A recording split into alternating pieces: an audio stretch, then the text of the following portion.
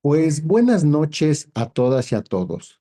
Como siempre, sean bienvenidos a este su programa, Temas Selectos de Derecho Penal del Colegio Mexicano de la Oralidad Penal, que en esta ocasión cuenta con la presencia no solo de un gran amigo del colegio, sino también de un amigo personal del maestro Víctor Rivas y por supuesto un amigo del suscrito. Me refiero al doctor Roberto Carlos Ramírez Aldaraca, quien nos va a hablar del tema alcances y límites de la criminalística. Como todas las semanas, solicito muy amablemente a todas y a todos ustedes que silencien su micrófono a efecto de no distraer a nuestro distinguido disertante. Habrá un espacio de preguntas y respuestas o, en su caso, la propia mecánica que establezca nuestro expositor. Maestro Víctor Rivas, muy buenas noches. Por favor, preséntenos a nuestro distinguido disertante. Y muy buenas noches, doctor Eduardo. Es para mí un gusto presentar al doctor Roberto Carlos Ramírez Aldaraca. Cuando uno piensa en una persona estudiosa, pero estudiosa de verdad, este, le viene a la mente el doctor Roberto Carlos. El doctor Roberto Carlos estudió tres licenciaturas, una en psicología, otra en filosofía y otra en criminalística. Cuenta con una maestría en investigación criminal, en ciencias forenses y con el doctorado en Derecho Penal. Actualmente estudia la maestría en igualdad de género y prevención de la violencia de género. Profesionalmente se desarrolla como perito en criminalística en la Fiscalía General de Justicia de la Ciudad de México. Adscrito a la Fiscalía de Homicidios con una antigüedad de 14 años. Es integrante del equipo mexicano de criminalística subacuática, catedrático de la Universidad Nacional Autónoma de México, de la Universidad Anáhuac de la Ciudad de México, del Colegio Internacional de Análisis Científico, Forense y Social y de la Federación Mexicana de Criminología y Criminalística. Es autor de las obras Criminalística, Nuevos Paradigmas, una visión epistemológica y científica, una filosofía de la criminalística, así como de la novela La fosa común de la conciencia y de la obra titulada Teopolítica Crítica, Análisis a las estructuras de poder, editada por Editorial Flores. Asimismo es coautor de la obra Tópicos Selectos de Seguridad y Ciencias Forenses, editada por la UNAM y el CONACYT. Bienvenido, doctor Ramírez Aldaraca. Está en su casa. Gracias, querido amigo y doctor Víctor y también amigo Eduardo. Doctor Eduardo, muchísimas gracias a ambos por la invitación, por la consideración. Y pues efectivamente vamos a disertar sobre un tema que me parece, pues más que importante, necesario, porque lo podemos cerrar en el espacio de 60 minutos y sin embargo quedarnos disertando sobre este tema todavía mucho más tiempo, ¿no? Sin embargo, espero ser claro y acotarlo, ¿no? Al final, pues, he concentrado en 7 puntos los alcances y las limitaciones de la criminalística. Previo a arribar a ellas, quiero primero hablar sobre cuál es principalmente el corpus teórico, la definición de la criminalística, que se entiende desde diversas aristas y perspectivas, dependiendo de mucho de la línea operativa que se ha hecho o investigado de criminalística. Hay varias escuelas, y con esto me refiero a la visión que se tiene de la criminalística, un tanto más juridicista, un tanto más contemporánea, criminológica. Hay varias maneras de vislumbrar y de definir a la criminalística, y me parece interesante primero empezar a revisar ello. Posteriormente, revisar también los objetos materiales y formales que tiene la criminalística para entonces ya poder hablar de cuáles son los alcances y las limitaciones. Así que, por favor, amigo, no sé si me puedas permitir la función para compartir pantalla, si fueras tan amable. Adelante, por favor. Perfecto.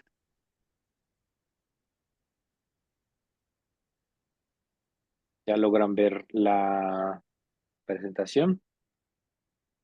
Así es.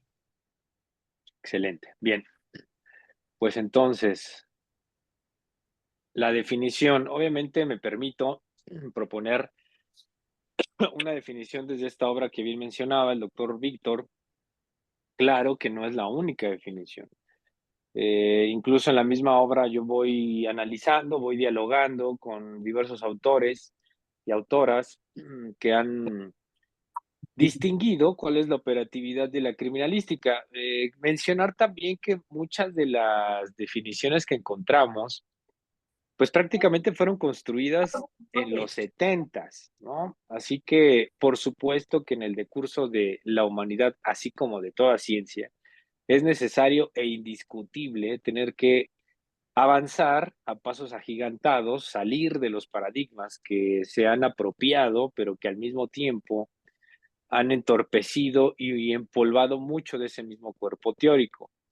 Todavía en las aulas se sigue enseñando definiciones de los 70s, de los 80s, y no es incorrecto. Sin embargo, tenemos que identificar dos cosas. La primera, que dentro de todas estas definiciones o estas conceptualizaciones que se tienen de la criminalística, no se han considerado hasta esas definiciones, donde hablamos de que tienen ya cerca de 50 o 60 años, todo lo concerniente a la tecnología que hoy coadyuva en máximas exposiciones a toda investigación criminal y por lo tanto a la criminalística. Y una segunda vía que nunca se ha profundizado en la epistemología y en una visión un tanto mucho más científica de la criminalística. Cuando se leen estas definiciones, en realidad logramos identificar una criminalística un tanto mucho más artesanal, mucho más oficiosa, que carece de actividad científica. De tal forma que considerar ya de entrada, cuando nos topamos en una definición que apertura la explicación de la criminalística con la palabra ciencia, ya es decir bastante, porque obviamente todavía existen algunas de estas definiciones en las que nos encontramos con palabras tales como disciplina o conjunto de conocimiento, y es importante porque que el lenguaje defina, que el lenguaje delimite cuáles son los alcances y asimismo también esas mismas limitaciones. Una definición de criminalística en donde de manera inmediata nos incita a la lectura de una disciplina ya está limitando la operatividad de la criminalística y es en tanto mucho más artesanal u oficiosa, repito. Cuando hablamos de conjunto de conocimientos, pues prácticamente todo lo que impera como actividad humana es un conjunto de conocimientos. Para toda aquella actividad que ustedes hagan fuera o dentro de su ámbito profesional, académico, personal o rutinario, hay técnicas, hay procedimientos y métodos, y no logramos advertir la gran mayoría de estos procedimientos. Entonces, hablar de ciencia ya en la criminalística es necesario, es fundamental. Al final, pues ustedes podrán tener la conclusión de que existen ciencias que me atrevería a decir que no existe una sola ciencia en la enciclopedia del conocimiento humano que no tenga limitaciones. En realidad no existe una sola ciencia que pueda explicar un fenómeno de forma absoluta. Incluso atenta contra las propias pretensiones que tiene la ciencia, y esto lo revisamos en filosofía de la ciencia, considerar que un conocimiento que se jacta de científico logra explicar en la totalidad del fenómeno que se ha propuesto explicar. Y esto es importante porque se piensa eh, que no existe una sola ciencia que pueda tener ciertas limitaciones, de cierta falibilidad. Y es una de las características fundamentales, ya ni siquiera de alguna definición de ciencia, sino del método científico en sí mismo. El método científico, una de sus características fundamentales, y a mí me parecería la más importante, es que resulta falible. que lo que hoy conocemos como ciencia no necesariamente se va a posicionar como tal dentro de N cantidad de tiempo. Lo interesante de la ciencia es precisamente su devenir, que constantemente se esté construyendo. Y en este sentido, quiero rescatar tres líneas de pensamiento de la definición que estamos en este momento revisando. La primera, como ya he venido mencionando, que se trata de una ciencia, es decir, que sí es un conjunto de conocimientos que están sistematizados además. La segunda línea de pensamiento es que se trata de una ciencia que va a proponer, con esta palabra de proposición lógica, porque la proposición lógica determina ese mismo alcance y esa misma limitación. En lógica existen más o menos entre 26, 27 tipos de lógica, son muchísimas. Eh, la posibilidad de concluir un pensamiento o un objetivo científico desde la lógica es muy vasto. El espectro que tiene la lógica para definir o explicar un fenómeno que se propone hacerlo es muy amplio.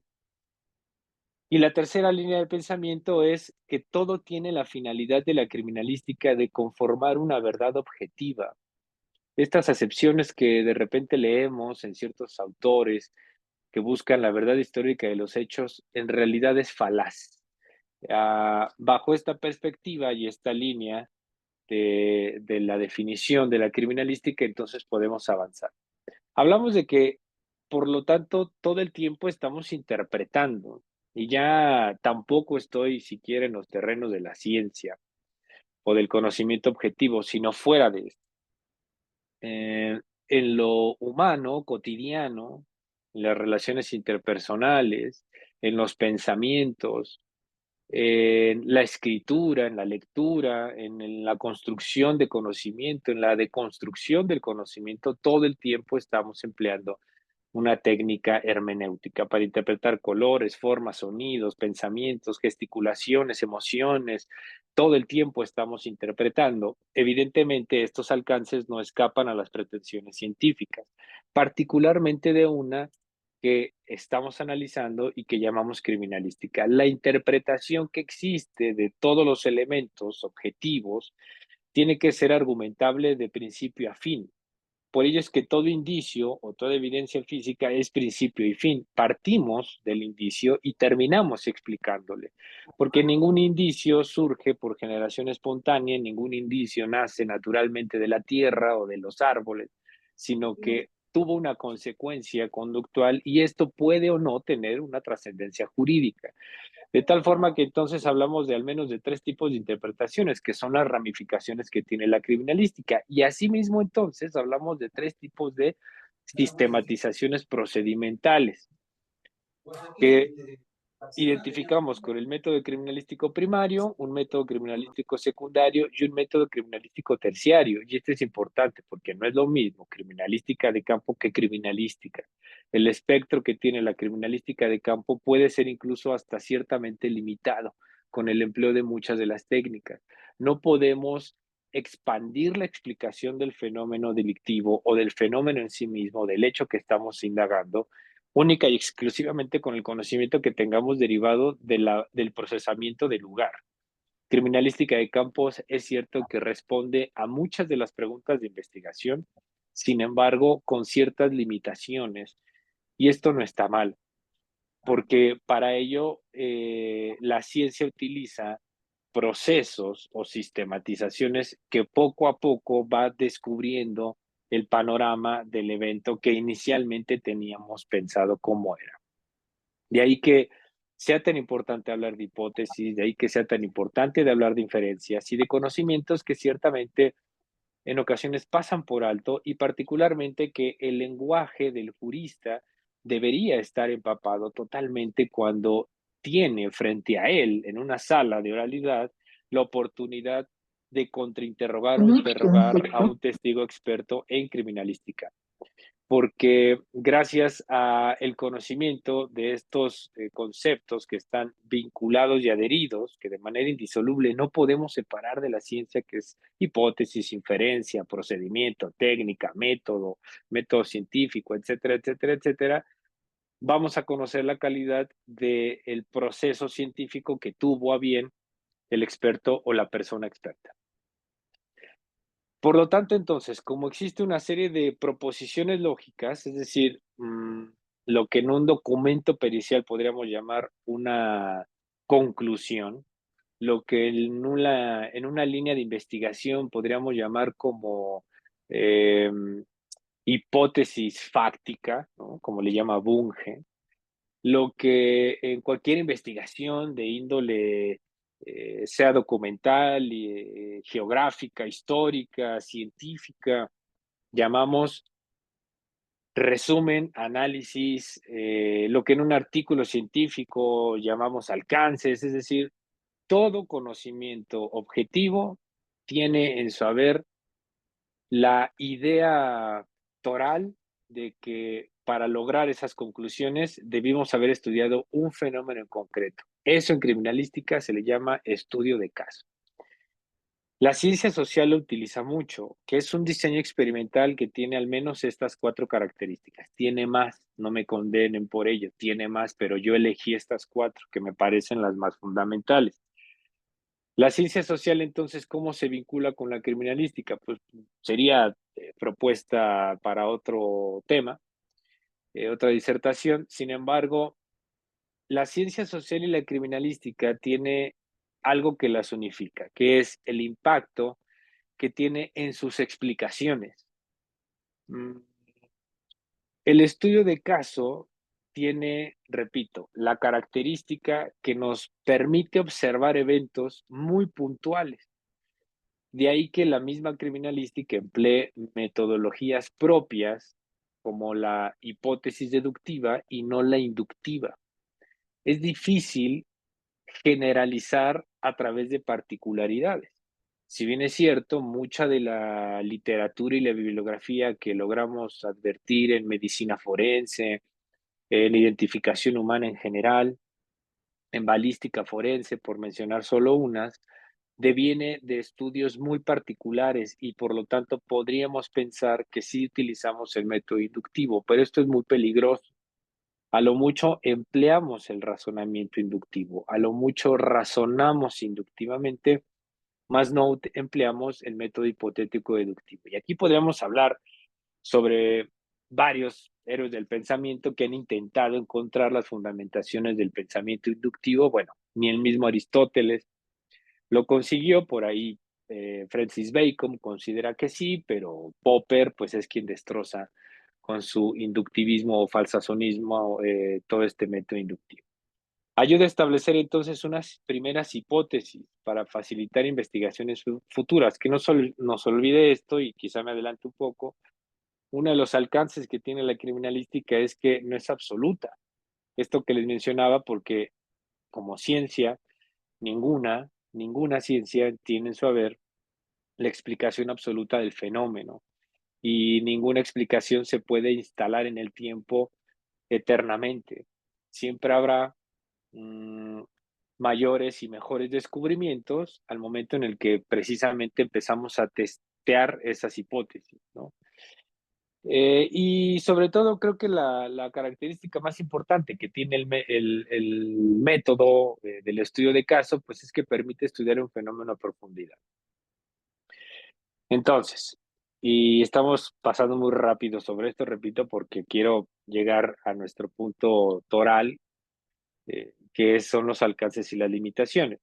Toda evidencia física requiere al menos de 3 componentes. Perdón, todo ejercicio criminalístico requiere al menos de estos 3 componentes. Un sujeto cognoscente, como le llamaría, ¿no?, Kant, un objeto cognoscible, que sería la evidencia física en sí misma, y el hecho, lo que fenomenológicamente podemos determinar como la representación del objeto en el sujeto, que es lo que interesa.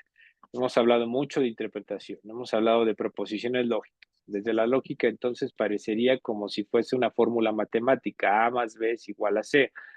Podría ser así, pero toda proposición lógica tiene que cubrir al menos los 4 principios supremos de la lógica: identidad, tercero excluido, contradicción y razón suficiente. Si no agota, por lo tanto, ni es una proposición lógica estos 4 principios de la lógica, no sirve de proposición y tan solo se queda como una indeterminación. Y ya llegaremos a eso. También revisar o pasar de manera muy superficial y veloz cuáles son los objetos de estudio de la criminalística. Tiene dos, que es el material y el formal, y este segundo tiene dos, se bifurca. El material, pues es la interpretación precisamente tras analizar las facultades epistémicas que tiene el indicio. Y el objeto formal es la configuración del hecho. Esto lo conseguimos al responder 6 de las 7 preguntas de investigación y la argumentación de la verdad objetiva. Recordarán que era la tercera línea de pensamiento que inicialmente les mencioné cuando empezamos a definir a la criminalística de campo y a la criminalística en general. La argumentación de la verdad objetiva, olvidándonos de que históricamente se representaron esos hechos así. Explicar un hecho o un fenómeno con o sin trascendencia jurídica, delictivo o no, no es como cuando uno ingresa a un museo. Uno va al museo de historia, uno va al museo de antropología, uno va al museo que a ustedes les guste, y entonces empiezas a observar ciertas piezas y te vas construyendo una idea sobre esa cultura, sobre esa contemporaneidad, sobre esos autores, sobre la explicación que el artista intentó emanar a partir de la configuración de una escultura, de una pintura o de lo que sea que les venga a la mente. Presentarse en una escena, en un lugar de investigación o como lo considera la jurisprudencia mexicana, un lugar de intervención, no es estar epistémicamente como lo hacemos frente a un museo. Investigar el hecho no es estar históricamente frente a diversos procesos que condujeron a la finalización de ese hecho. Va mucho más allá de eso, porque a partir de lo que yo pueda reconocer indiciariamente hablando, es como yo voy a construir y a configurar ese hecho. Por lo tanto, la criminalística no descubre el hecho, sino que lo construye.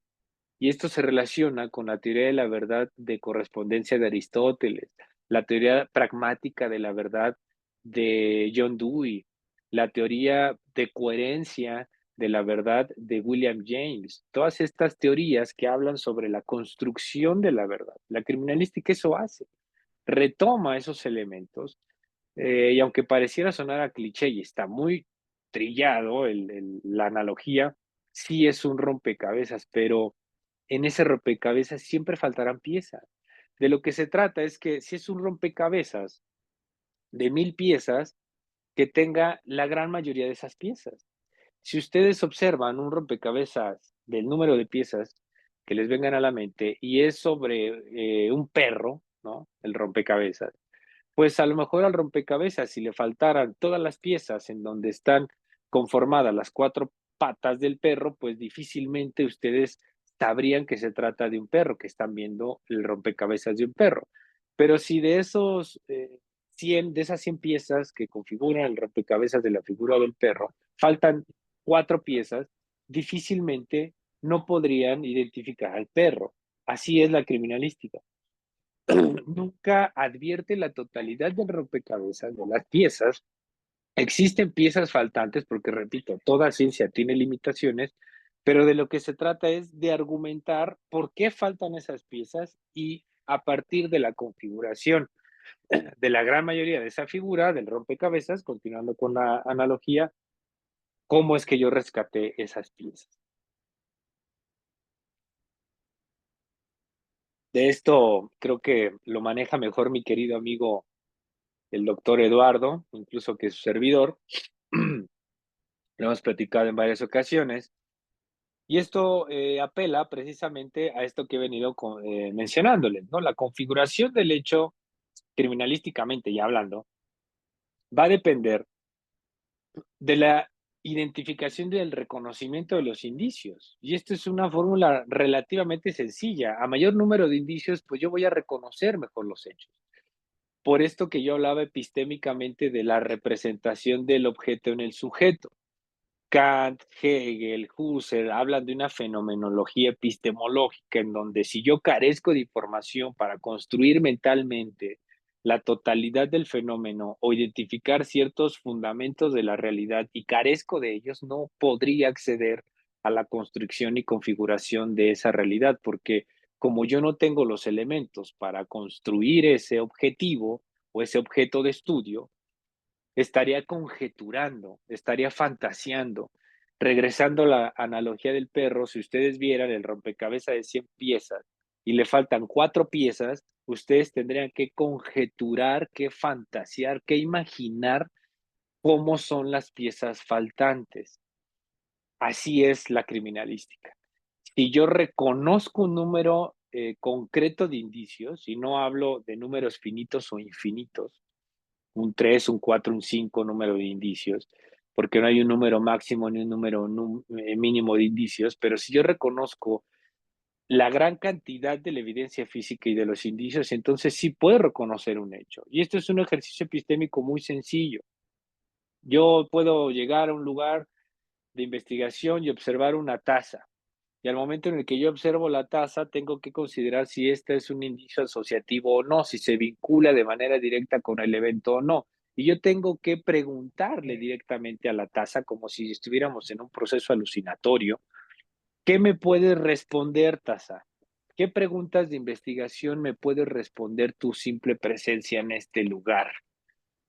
Ah, pues yo te podría responder a la pregunta del quién. Pues de qué manera? Ah, porque yo tengo un perfil genético en la boquilla, porque yo poseo en mi cuerpo, dice la taza, ciertos elementos lofoscópicos, huellas que pueden derivar en la identificación de una persona. Ah, entonces sí me puede responder a la pregunta del quién. Por lo tanto, se considera un indicio asociativo. Y así al infinito. Todos y cada una de la evidencia física y de los indicios que nosotros observemos los tenemos que relacionar siempre y cuando respondan a una pregunta de investigación, porque a partir de ahí podré ser concluyente. Ahora sí, hicimos una revisión hasta pueril y vulgar, ¿no? De muchas cosas acá, pero tenemos que llegar a esto que es lo que me interesa en realidad. Lo intenté equilibrar, ¿no? Y repito, yo lo concentré en 7 puntos, pero en realidad pude haber puesto 80, pero no nos daba el tiempo. Así que ante un alcance hay una limitación y es como cotejarlo, confrontarlo y a partir de ahí, pues hacer la disertación. Número 1. Estructura proposiciones lógicas derivadas de la interpretación. Ya pasamos entonces por lo que significa el sujeto cognoscente, que es el investigador, que es la persona que investiga. El objeto cognoscible es aquello que pasivamente está dispuesto a ser interpretado y para ello necesitamos identificar las facultades epistémicas de la evidencia física. Pero dentro de esa interpretación y esa proposición lógica que se va a estructurar a partir de una hipótesis y que además me funciona para construir hasta cierto punto una conclusión. Por ejemplo, yo advierto una mancha roja con ciertas características, inventémonos que con un goteo dinámico, yo a priorísticamente no puedo determinar si se trata evidentemente de sangre, y aunque lo fuere, si se tratara de sangre humana, pero al menos sí puedo identificar un mecanismo de producción que es por medio del goteo dinámico, y entonces identifico proposicionalmente, derivado de la interpretación lógica de ese goteo, que ese goteo tiene una dirección de norte a sur. Sin embargo, y acá viene la limitación, esa proposición lógica no es sinónimo de falacia, porque entonces yo no puedo concluir que en el lugar hay o hubo una persona lesionada, porque yo a priori, y lo acabo de mencionar recién, no puedo determinar si esa mancha roja es sangre y además humana. Por lo tanto, la falacia siempre es la peor enemiga de cualquier proposición lógica. Existe algo que en lógica llamamos, por ejemplo, la falacia del hombre de paja, que como todo el mundo lo dice, entonces se convierte como en una verdad a priori, ¿no? Como las nuevas generaciones, a lo mejor de peritos, tienen machotes de dictámenes periciales de las especialidades de sus compañeros o compañeras que ya tienen más tiempo ejerciendo la misma profesión, copian y pegan esas conclusiones. Y a lo mejor no se dan la oportunidad de disertar, de discernir, de profundizar en esas falacias. Por eso la falacia es como si fuese un virus, como si fuera un tumor que va a contaminar los pronunciamientos y las proposiciones lógicas del especialista. No olvidemos que toda proposición lógica, además de que está basada en los principios supremos de la lógica, pues tiene que obedecer sí o sí a la autonomía técnica y a la independencia de criterio. Por lo tanto, cuando sopesamos e identificamos, que es muy sencillo además leer un documento pericial y advertir muchas falacias, ¿no? Cuando las identificamos, si nosotros tuviésemos como una balanza imaginaria en donde equilibramos si ganan el número de falacias que estamos identificando en ese documento pericial, pues las proposiciones, por lo tanto, carecen de validez. Y a la inversa, a mayor identificación de proposiciones lógicas que derivaron de una correcta interpretación y por lo tanto me conducirá a una verdad objetiva, no absoluta, pues entonces el número de falacias se reducirá. Dos, mm, explique el hecho de acuerdo con la evidencia física. Toda la criminalística forzosa y necesariamente requiere evidencia física. Fuera de la evidencia física, toda proposición lógica, porque vamos a ir uniendo además los puntos que vayamos mencionando, no podría crearse una conclusión que no estuviese sustentada en evidencia física. Criminalística, sabemos que se auxilia de disciplinas, oficios y demás ciencias, que pueden ir desde los conocimientos más especializados hasta los más oficiosos, que pueden partir desde la genética forense, que es muy concisa en muchas de sus investigaciones, hasta una interpretación derivada de, por ejemplo, la intervención de un perito en instalaciones hidrosanitarias. Ambas dentro de una investigación tienen la misma relevancia, la misma importancia.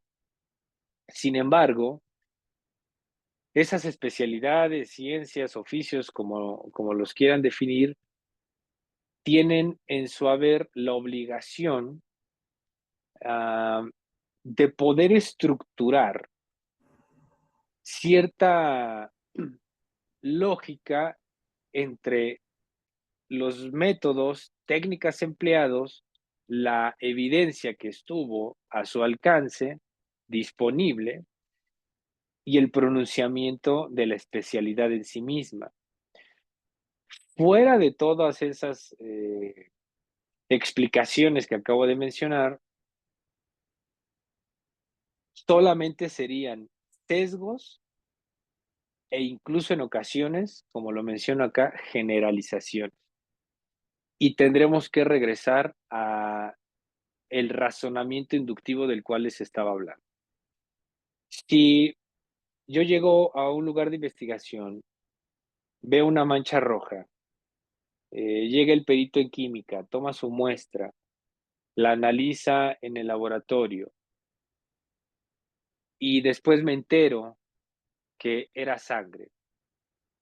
A la segunda escena o lugar al que yo vaya, veo la mancha roja con características similares al lugar número 1. También arriba el perito recolecta su muestra, la procesa en el laboratorio y después me entero que también era sangre humana. Llego al lugar 3 y advierto características físicas, morfológicas, colorimétricas de esa mancha similar a el lugar 2 y al lugar 1. Llega el perito, recolecta la muestra y me entero que era sangre humana. Y así al infinito. Cuando yo llegue al lugar número 4, 5, 6 y de ahí en adelante, voy a tener la generalización y el razonamiento inductivo de que en ese lugar 4 en adelante se trata de sangre humana, sin siquiera esperar el resultado de laboratorio. ¿Qué va a pasar? Ese especialista, esa persona experta, ya se contaminó por el falaz razonamiento inductivo, que piensa y considera que con base en su experiencia en los 3 lugares anteriores que sí resultó ser sangre, del cuarto al infinito también lo será. Y entonces está enturbiando y obnubilando su sistematización y es el primero o es la primera persona en caer en esas generalizaciones y por lo tanto en ese sesgo cognitivo. Para quienes son juristas y particularmente se dedican a la vía de la defensa, la vía particular, saben perfectamente que cuando se desahoga el testimonio de un testigo, experto o no, existen ciertos sesgos. Y por eso el mismo sistema, a los expertos, nos permiten este famoso ejercicio del refresco de memoria y demás. Porque en muchas ocasiones el contrainterrogatorio apela a estos sesgos cognitivos. Y en ocasiones ni siquiera hay que esperar el olvido del perito. Hay sesgos cognitivos que caen en falacias y que se logran identificar desde que se le da lectura al documento que está emitiendo el perito. De tal forma que criminalísticamente hablando, no existen verdades absolutas y eso es parte de la limitación ya ni siquiera de esta ciencia, como les he mencionado, sino de la ciencia en general. 3. El reconocimiento del hecho es argumentable y explicable de acuerdo a la información indiciaria. Esto que les mencionaba también con antelación. Si estamos explicando el hecho de acuerdo a la evidencia física y que por lo tanto esa explicación es sinónimo de una proposición lógica que derivó de la interpretación de la evidencia física, no puedo hacer un cotejo entre testimonios y elementos indiciarios. En muchas ocasiones acontece este error que incluso puede ser fundado y motivado desde la propia fiscalía.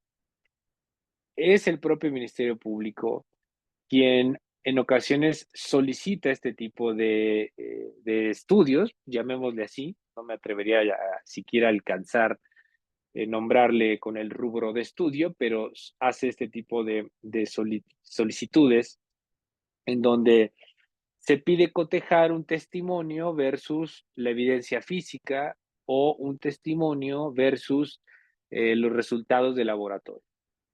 Y entonces, en muchas ocasiones, si por ejemplo, eh, sabemos que una prueba de Walker lo que intenta encontrar en una prenda son derivados nitrados provenientes del cono de deflagración anterior o posterior, debido a una detonación de un arma de fuego.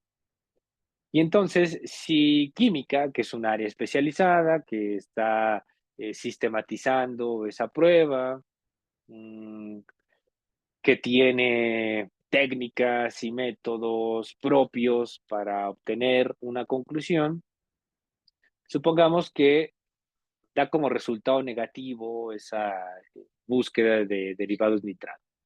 Lo que podemos interpretar científicamente y como proposición lógica sería establecer que el disparo pues tuvo una distancia mayor a cierto número de centímetros. La literatura habla de 100, hay otras literaturas que hablan de más, dependiendo del tipo de arma, de pólvora, si el lugar es cerrado, abierto, condiciones climáticas, varios factores.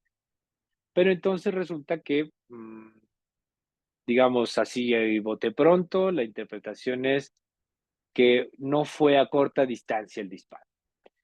¿Y qué sucede? Que en ocasiones existen 300 testigos que juran por la Virgen de Guadalupe que quien disparó lo hizo a corta distancia, a lo que coloquial y vulgarmente llamamos boca de jarro. Y entonces acá la fiscalía, pues como se dice también coloquialmente, se para de pestaña porque busca mm, que el testimonio, que eran esa gran carga de 300 testigos, eh, sea idóneo o se ajuste a las pretensiones científicas de la criminalística. Por eso es que vamos a reconocer el hecho, vamos a argumentarlo y a explicarlo desde esa información indiciaria. Nunca vamos a poder, en pocas palabras, tener una bola mágica, una bola de cristal, en la cual a modo vamos a acomodar los indicios para que estos puedan sustentar el testimonio de una o de diversas personas. 4. Y esto me parece una de las más importantes, ¿no? Repito, las concentré en 7, pero pudieron haber sido más. Decreta la proximidad lógica o la indeterminación. Esto en lógica matemática, en lógica modal, en lógica enunciativa, predictiva, en muchas lógicas, es lo que se conoce como la tautología. Una tautología es, sí puedo establecer proximidad lógica entre la influencia del elemento A sobre el elemento B. Sí puedo determinar proximidad lógica en esto que les mencionaba, que hay proximidad lógica a que el disparo se realizó a corta distancia porque sí se encontraron en las prendas derivados nitrados. Eso sí lo puedo determinar. Ahora, vámonos a las limitaciones. Dice, como en el punto 4, no debe negar sino afirma. En muchas ocasiones se dice, no se encontraron signos de lucha, forcejeo, en el cuerpo sin vida, ¿no? O en las prendas. No hay lesiones típicas de, como nos menciona la bibliografía. Ok. Se está negando, y esto se conoce como una regla de inferencia, que es el modus ponendo ponens, ¿no? El famoso afirmando niego. Cuando digo no hay, entonces menciono que sí hay otras cosas, pero que eso en concreto no hay. ¿Qué no hay? Maniobras de lucha, por ejemplo, desabotonaduras en las prendas, desgarros. Como no las hay, entonces puedo afirmar que no hubo. Es un poco complejo porque en la lógica lo explicamos así. La proximidad lógica es, tengo elementos para considerar no posibilidad, no probabilidad, que son temas fuera de la lógica, sino que existe de proximidad lógica. La indeterminación en lógica es decir, no sé, no niega, sino dice no sé. La criminalística no debe negar, sino afirma. Cuando dice no hay, es porque entonces tiene que afirmar por qué no hay. Y ahí sería una interpretación conductual y eso criminalística no lo hace. Es decir, si yo determino que no hay desgarros, desabotonaduras o lesiones típicas de maniobras de lucha, defensa o forcejeo, estaré obligado a decir por qué no hubo. Y eso sería dar una explicación conductual o de un emisor o de un receptor, y eso criminalística no lo hace. Si no hay, entonces debo considerar las fundamentaciones lógicas para afirmar que no hay. En lógica se dice hay proximidad lógica, repito, o no sé, en pocas palabras, ¿no? 5. Construye verdades objetivas y nos brincamos a la limitación. No se pronuncia sobre un hecho que carece de información objetiva. Esto lo podemos resumir en una palabra, es la viabilidad. Es tan objetivo decir se puede como no se puede. Y esto me parece que es el talón de Aquiles de muchos peritos que particularmente trabajan para la vía particular. Mucho se habla de que en el ámbito pericial, y recientemente lo mencioné, hay dos características: independencia de criterio y autonomía técnica, y podríamos hablar de otras: neutralidad, imparcialidad, etc., etc., etc. Porque si estamos hablando de ciencia, tenemos que hablar de elementos objetivos. Tú cuando, como abogado particular, le pides a un perito, necesito que me digas criminalísticamente esto porque me conviene para mi teoría del caso, se está perdiendo autonomía técnica, independencia de criterio, imparcialidad, neutralidad, y el quinto elemento, que es, me parece, el más fundamental, cientificidad. Ninguna ciencia trabaja a modo de la boca de un abogado o de una persona en particular. Por ello es que no está obligada, hasta cierto punto, la criminalística de explicar la totalidad del evento. Por esto que les mencionaba, y regreso a la analogía del rompecabezas. Si no lo puedes explicar, pues es porque careces de elementos. Es objetivo de la misma forma cuando lo puedes explicar a cuando no lo puedes explicar. Esta indeterminación de la que habla la lógica, es decir, no sé, es científicamente válido el que una ciencia diga no sé, ¿no? Es como si, por ejemplo, a la física cuántica le preguntan, ¿existe el alma? La física cuántica te va a decir, no sé. Esto significaría, no tengo elementos para negarlo, pero tampoco tengo elementos para afirmarlo, por lo tanto, no lo sé. Mm, cinco, bueno, no infiere con probabilidades, ¿no? No hay algo más falaz, más falso, en una opinión de una persona experta, que decir que los hechos son, o que la opinión es con una baja, mediana o alta probabilidad. Es falaz, es acéfalo, es eh, incluso hasta ofensivo.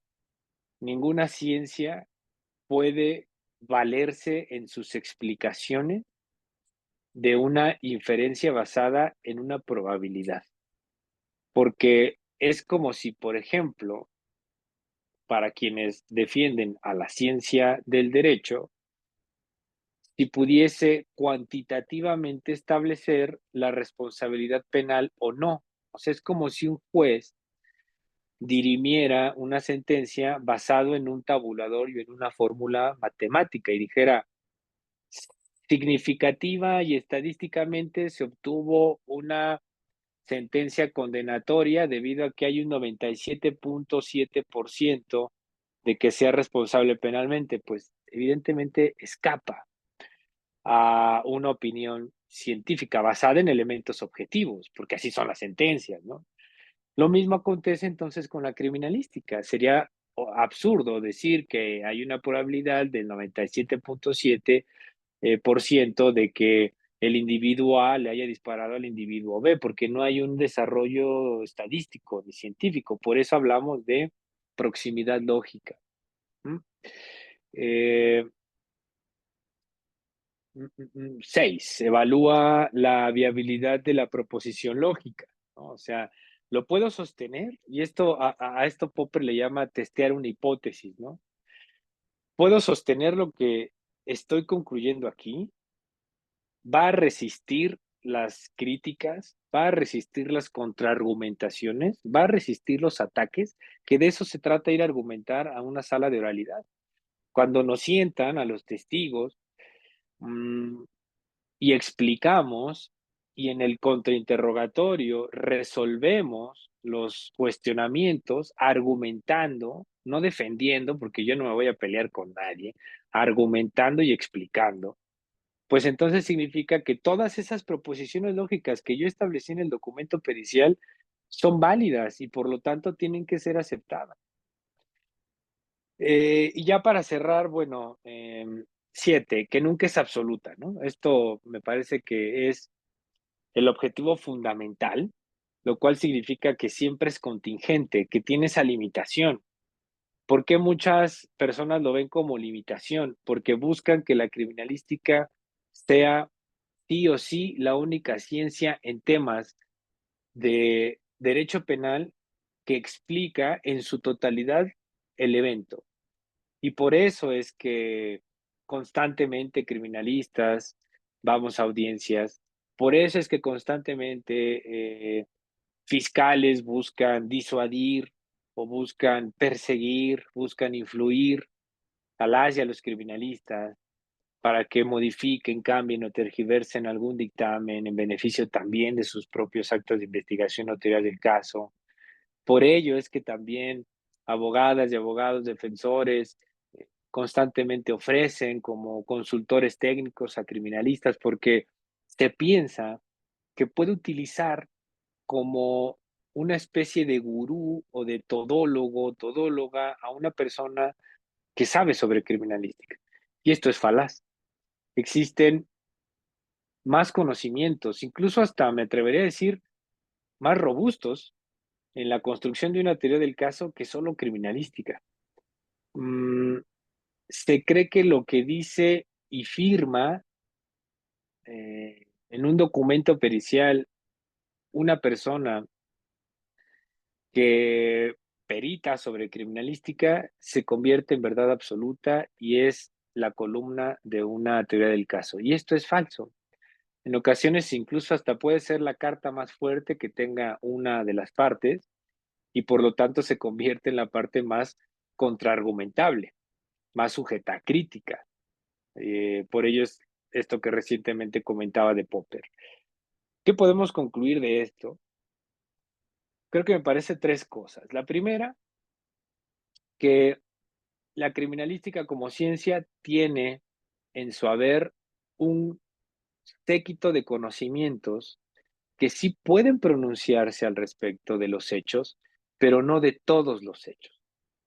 Hay hechos que efectivamente no pueden ser vistos con los ojos o con la perspectiva de la criminalística. Me parece que incluso hasta podemos emplear a la ciencia social para explicar otro tipo de hechos que no necesariamente imperan desde la perspectiva o el ámbito de la criminalística. Me viene a la mente lo que ahora se llama análisis de contexto, por ejemplo, una criminología de campo, un análisis de evidencia conductual, que me parece que no escapa del todo del canon criminalístico, pero que puede incluso hasta explicar más o mejor un evento particularmente con trascendencia jurídica, ¿no? Dos, eh, que no es absoluta, que lo que diga la criminalística no debe posicionarse como verdad única, totalizadora del hecho. Tiene una característica, al ser científica, que, que prima en el cuerpo teórico de la criminalística, que tiene principios y que estos principios tienen que agotarse y tienen que explicarse. Si los hechos que intento explicar no a manera como de checklist, no satisface las pretensiones de cada principio de la criminalística, entonces es contraargumentable. No se instala como única y totalizadora, repito. Y tres, que existen estudios periciales que en realidad pueden no aportar científicamente lo que se piensa que la criminalística es, como por ejemplo una reconstrucción de hechos, ¿no? Mm, particularmente en mi primer libro hago una crítica a gran parte del cuerpo teórico de la criminalística y entre ellas está la reconstrucción de hechos, que es más una especie de dramatización que en realidad una verdad objetiva o científica. Una reconstrucción, hoy le llaman recreación, porque ya con el advenimiento del sistema acusatorio cada vez es menos popular la reconstrucción. Le cambiaron el nombre, al final creo que es como coloquialmente se dice la misma gata pero revolcada, esta recreación en donde se busca precisamente el punto 3, ¿no? Cotejar testimonios contra elementos indiciarios. Claro que para identificar alcances y limitaciones de la criminalística, y con esto cierro para el espacio, si tienen dudas o comentarios al respecto de lo que hemos referido acá, para conocer estos ámbitos, ¿no?, de alcances y limitaciones, pues evidentemente hay que leer, ¿no? Hay que leer sobre la teoría, además con una ceja siempre levantada, con una mirada perspicaz, dudando sobre lo que se ha escrito, incluido lo mío, por supuesto, porque esa es la única vía en la que vamos a poder deconstruir y salir de los paradigmas que erróneamente hemos venido construyendo de la criminalística. Así que pues muchas gracias, espero que haya sido de su interés y pues quedo abierto a comentarios y dudas. ¿Algún cuestionamiento, colegas, para el doctor Ramírez Aldaraca? Buenas noches. Y adelante, por favor. Buenas Buenas noches a noches. todos. Me permito presentarme.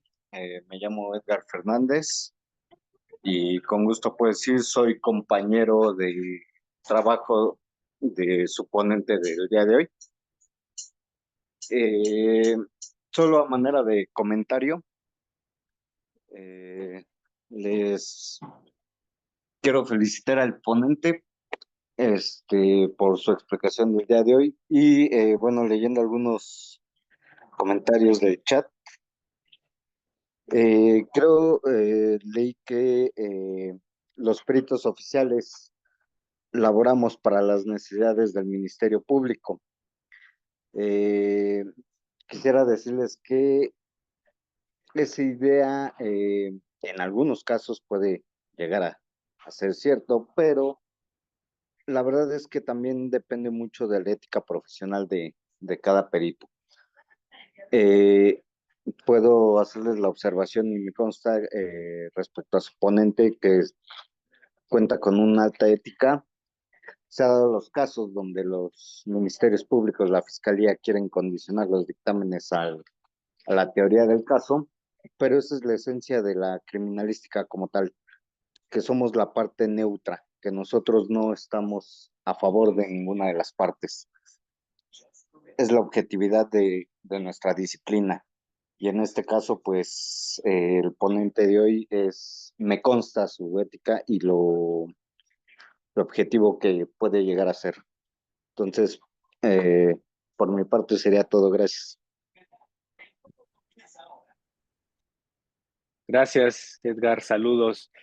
Pues sí, además el área en la que estamos, Edgar Fernández y un servidor, que es el área de homicidios dolosos, es complicadísimo, complicadísimo como fiscalía especializada, bueno, estratégica, que se le llama en el organigrama, trabajar a modo a las necesidades de un ministerio público, ¿no? Y como también menciona Edgar, no lo dudo, en realidad ni metería las manos al fuego por otras fiscalías que suceda, ¿no?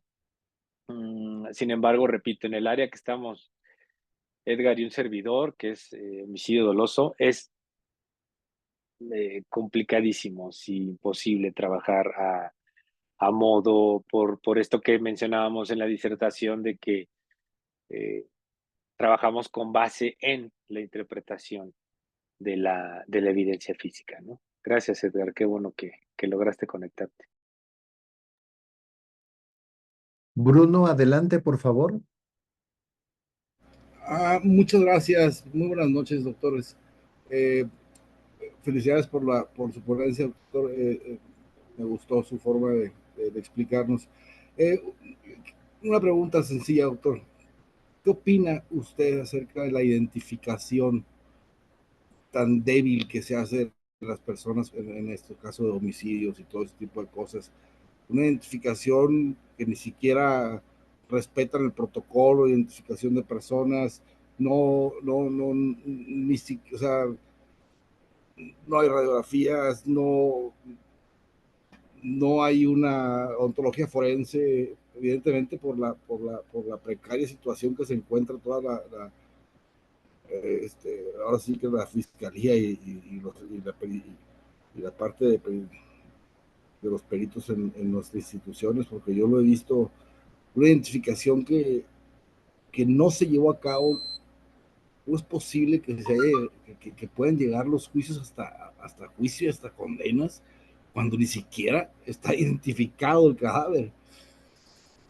Me ha pasado y lo he visto. O sea, no existe ningún documento, es más, ni en una carpeta de investigación que no exista tampoco, ni siquiera un certificado de función. Con ese tipo de periciales estamos llegando, se está trabajando y da lástima de veras, pero yo siento que tienen que estudiarle más, porque estamos muy verdes todavía. Y bueno, pues a fin de cuentas es lo que yo quería preguntarle. ¿Qué opina acerca de la identificación? ¿Cómo la deben de hacer y cómo se debe de hacer? Gracias, doctor. Que pase bonita noche.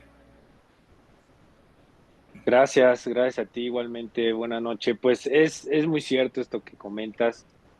Lamentablemente, protocolos tenemos, mira, México es un país que tratado que le ponen sobre el escritorio te lo firma. O sea, en realidad no tiene ningún reparo en no firmar ese tipo de convenios. También el Estado mexicano tiene falazmente la creencia de que cualquier grieta social tiene que lanzar o una ley general de eso, o un protocolo, o un acuerdo interno. Todo lo quiere resolver a papelazos, ¿no? Sin embargo, hay algo muy cierto en esto que mencionas. La precariedad y la austeridad con la que están las fiscalías en la actualidad. ¿Cómo lo evitamos? Pues yo no lo sé de cierto, pero al menos, y esto lo he platicado con varias personas, ustedes que están en el ámbito penal, sea por la vía particular o bien por la vía de fiscalía oficial, eh, pues tener eso en mente, créanme, este domingo, ¿no? Porque funciona bastante el ver quiénes están gobernándonos. He tenido la posibilidad de capacitar a varias fiscalías estatales. Y más allá de las experiencias que logro advertir y escuchar de ellos, en todas hay austeridad y precariedad. Y créeme, y esto no es jactancia ni tampoco rascarle el ombligo a quienes somos peritos y peritas de fiscalía, pero créeme que con muy poco hacemos mucho. De tal forma que, claro, un protocolo está construido con el único objetivo de lograr y conseguir las pretensiones de ese protocolo. Pero lo que el protocolo no advierte, y mucho menos los que estamos dentro y fuera de el ámbito, es que para que ese protocolo se satisfaga correctamente o adecuadamente, se requieren recursos. O sea, a mí, por ejemplo, me pide embalar, no sé, el protocolo para la investigación del delito de feminicidio, embalar material entomológico, larvas, fauna cadavérica en general, para que sea enviada al laboratorio de entomología y entonces determine el tiempo de muerte y demás. Pero a mí nunca me han dado los insumos para recolectar esa muestra entomológica, cosa que al Estado no le interesa, ¿no? Y ustedes a lo mejor yo voy a estar sentado en la sala de oralidad y ustedes contrainterrogándome y me van a preguntar esto. Perito, ¿usted qué utilizó para recolectar? Ah, pues un frasquito de vidrio, de Gerber, ¿no? Me invento. Un frasquito de Gerber para recolectar ahí las larvas. Y es correcto, ¿no? Me van a preguntar que sea en un frasquito de Gerber. Y pues yo evidentemente puedo responder que sí y argumentarlo, puedo responder que no y darme un tiro en el pie. Pero bueno, para que yo pudiera realizar satisfactoriamente la encomienda de ese protocolo, pues sí requiero recursos materiales. Y lo mismo podemos hablar de todas las especialidades. Hablas de que no hay una identificación forense tal cual, por supuesto. Mm, caso Ciudad de México. El Instituto de bueno, ningún anfiteatro de la Fiscalía de la Ciudad de México tiene rayos X, ¿no? Y el Instituto de Ciencias Forenses, que pertenece al Poder Judicial, al Tribunal Superior de Justicia, rara vez he visto que lo utilizan porque no le dan mantenimiento y está descompuesto. De tal forma que, claro, tenemos que hacer mejor nuestra identificación, pero para ello necesitamos recursos. ¿Por qué tú crees que hoy tiene tanto empuje la sociedad civil con estos grupos de búsqueda que vienen de madres buscadoras, de sociedad civil en general? Porque advirtieron las carencias institucionales y por lo tanto intentan subsanar ellos erróneamente, porque no tendrán que ser así, el Estado tendría que proveer de todos esos insumos y recursos, pero ellos advirtieron eso. Claro que hay una eh, necesidad profunda de tecnologizar, de depurar, de mejorar los recursos materiales, los instrumentos de trabajo, las unidades en las que nos desplazamos. Es un tema muy complejo y la verdad no quisiera como generar más escozor en el tema, pero sí hay mucha razón en esto que dices, por supuesto. muchas gracias, doctor, excelente. Así es, Muchas tema. gracias. Tienes felicitaciones en el chat, dice Raquel, que está muy bien explicado. Gracias por el tema, muy interesante. Cintia te dice muchas felicidades, doctor. Excelente disertación, bravo, un abrazo. Tu amiga Elisa te dice extraordinaria ponencia. Es un gusto poder escucharlo, doctor Roberto Aldaraca. Felicidades. Fernando Matías te dice excelente disertación, doctor Ramírez Aldaraca. Un gusto escucharlo. Saludos desde Argentina. Jaime Coelho te dice, bueno, te pregunta más bien, doctor, entiendo que la criminalística es una ciencia y que ahora existe una licenciatura. ¿Es válido que sigan existiendo peritos prácticos en las fiscalías, tanto en la General de la República como en las locales? Ok, bueno, con la transición que vivimos acá en Ciudad de México de Procuraduría General de Justicia del Distrito Federal a Fiscalía,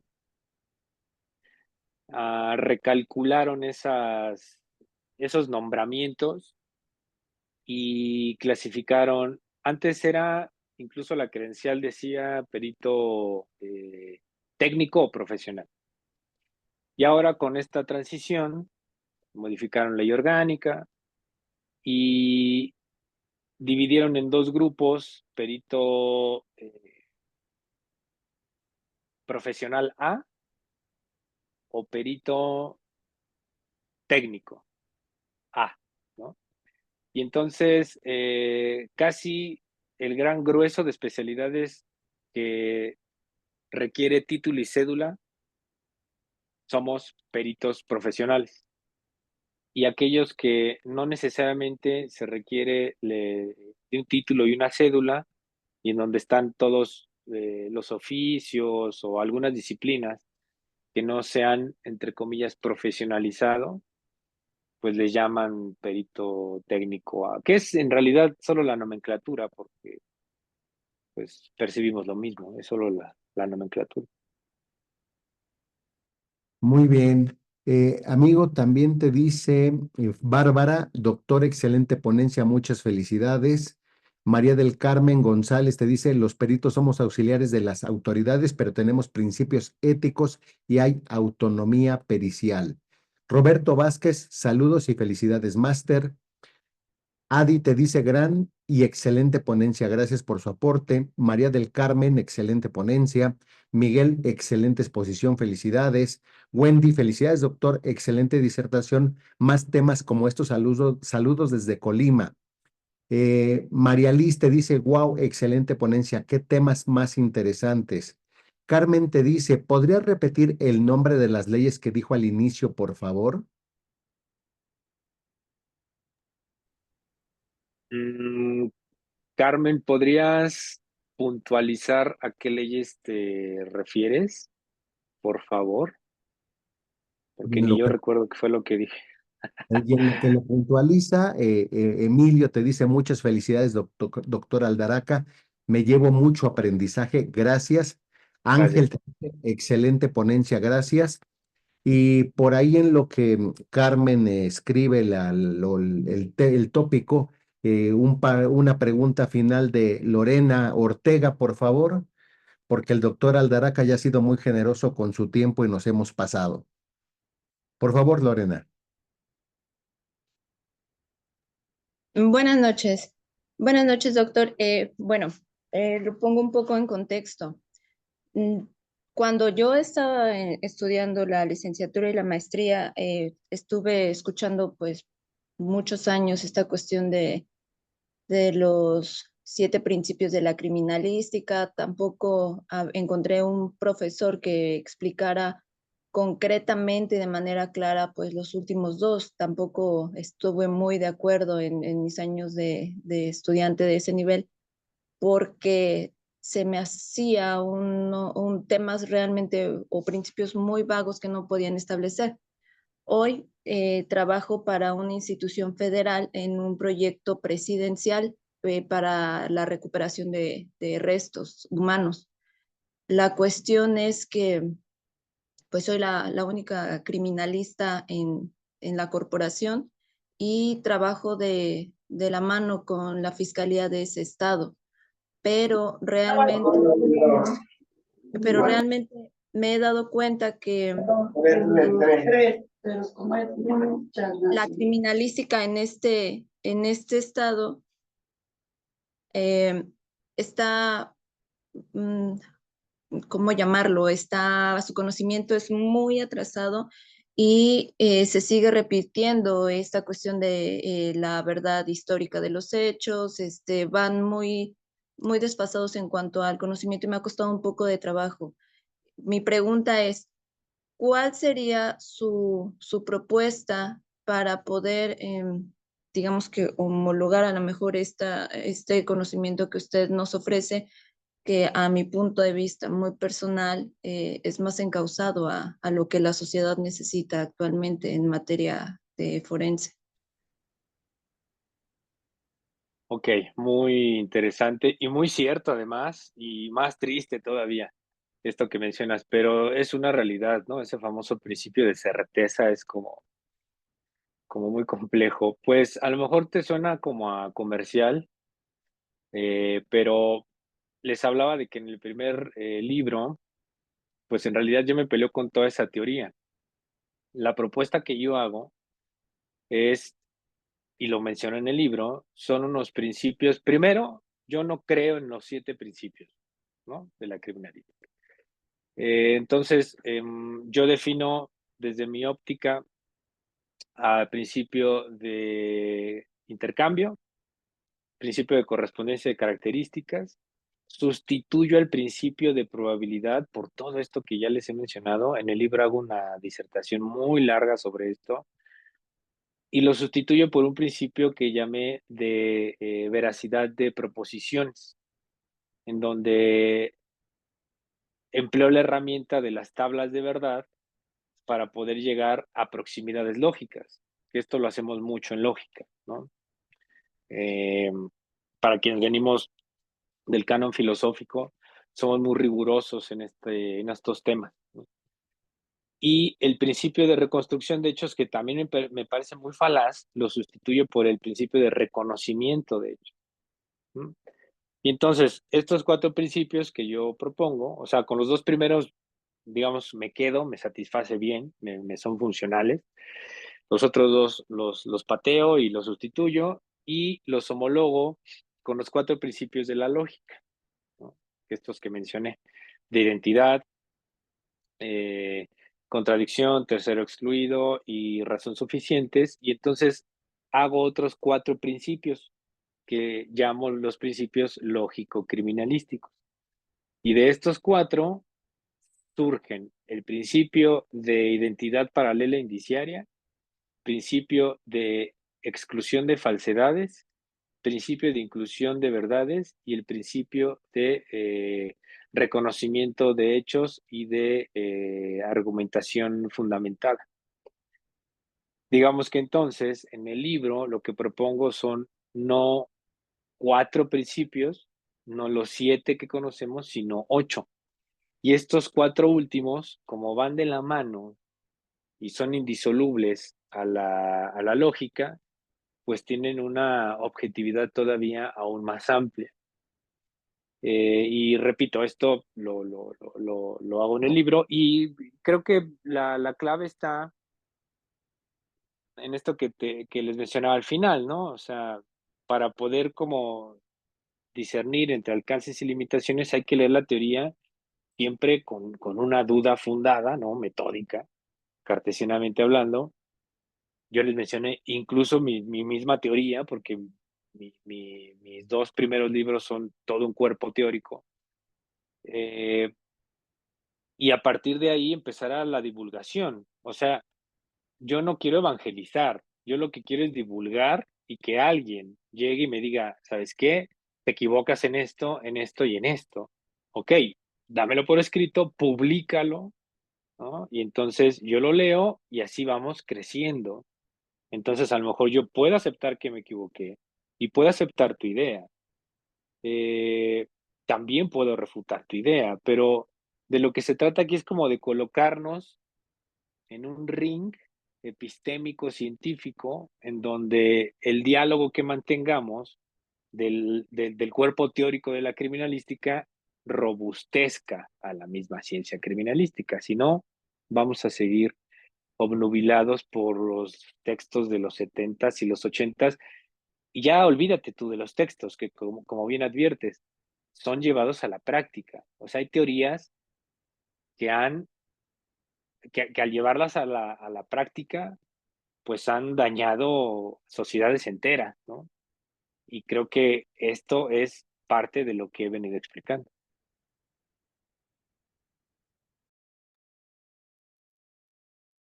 Pues muchas gracias, amigo. Ya Carmen, nada más te lo comento, indicó que hablabas de la argumentación de la verdad lógica antes de hablar de la ley Aldaraca y me parece que ya has respondido en este momento los principios a los que quería Carmen que te refirieras. Pues con esto ya no abusamos de tu tiempo, damos por terminada la charla esta noche, agradeciendo tu presencia en este tu programa Temas Selectos de Derecho Penal del Colegio Mexicano de la Oralidad Penal, que es tu casa y que seguramente nos estaremos viendo pronto. Maestro Víctor Rivas, doctora Aldaraca, muy buenas noches a todas y a todos y nos vemos la siguiente semana en una emisión más de este programa para que nos acompañen si son tan amables todas y todos ustedes. Un abrazo a la distancia. Gracias, buenas noches. Muchas Muchas gracias a gracias. los dos. Gracias, buenas Buenas noches. noches.